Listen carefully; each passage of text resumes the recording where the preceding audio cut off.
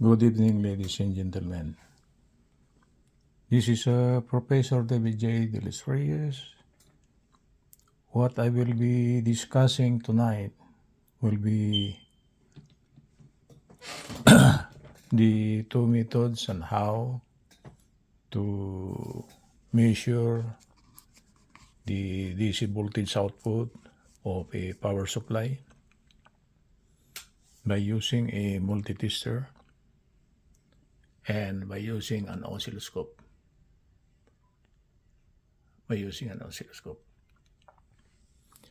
So what I did is that I power up my variable power supply and I set the setting to 12 volts. Okay. So the first method on how to measure this 12 volts here is to put or use a multitester set on the DC voltage, and it will be connected to the plus and minus terminal of the power supply. So what comes out is 12.03. The other method on which I would like to show you is how to measure this 12.03 volts by using an oscilloscope. So I got here an oscilloscope. The voltage that I will be measuring will be DC voltage. So this is set to DC. Okay.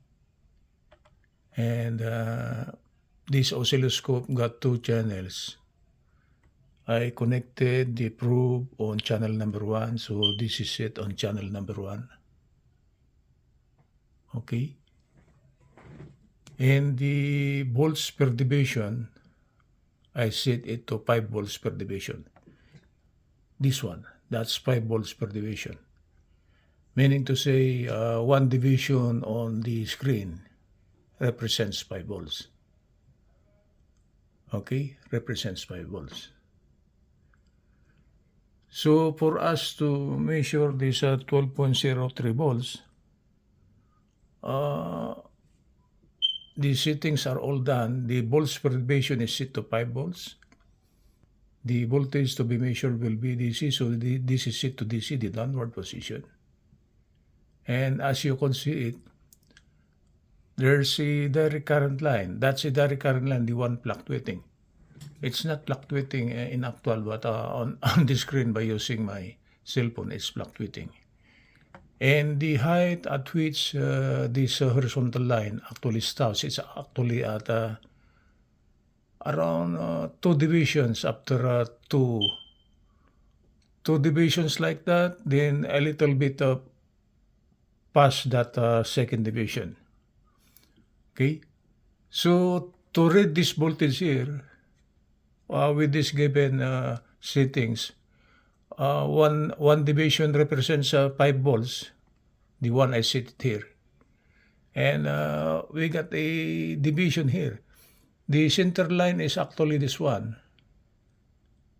So this is one division, second division, and the reading is just after the second division. So if one division represents 5 volts, this will be 5 volts. This is 5 volts.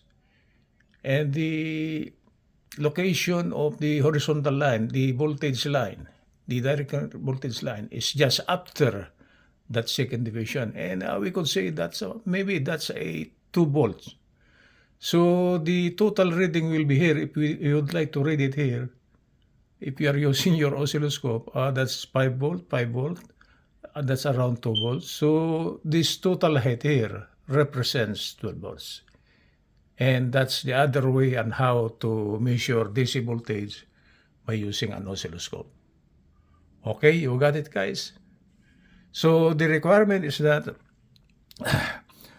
this is the probe of the oscilloscope. It is connected to the ground on which the power supply is to be measured. And the other terminal is actually the signal probe, this one. This is connected to the plus terminal. So ground of the probe of the oscilloscope, this is a signal line. So it seems we are measuring the voltage across this by using the oscilloscope.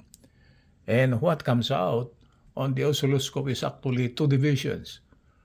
First division, second division, the terminating location of that line is actually around slightly more than one division. So that may be 2 volts. So the total reading now of this power supply, which is 12 volts using the multitester, if we try to measure this one using the oscilloscope, one division is 5 volts, next division is 5 volts, slightly over that second division, so that could be 2 volts. So this total reading here, I will repeat it, is 12 volts. So it just confirms that the reading of the output voltage, which is 12 point something volts using the multitester, it is almost the same as the oscilloscope reading. So at least we now know how to read a DC voltage by using the oscilloscope. You set the setting to DC. This is downward position. The upward is DC, AC. The middle is ground. But since we are measuring DC voltage, it is set at DC voltage. And we must have to set the vertical deflection in terms of volts per division. This is 5 volts per division. Meaning to say, one division on the screen will represents 5 volts. So the reading from the ground and the signal terminal of the oscilloscope, the signal probe. Okay, this is the terminal probe of the oscilloscope. It goes inside, and it will bring us the reading on the screen. So one division is 5 volt, another division is 5 volt, and slightly after the second division, that may be 2 volt. So the total reading will be 12 volts by using the oscilloscope. Okay, guys, that's the way how to measure DC voltage by using the oscilloscope. I will repeat it.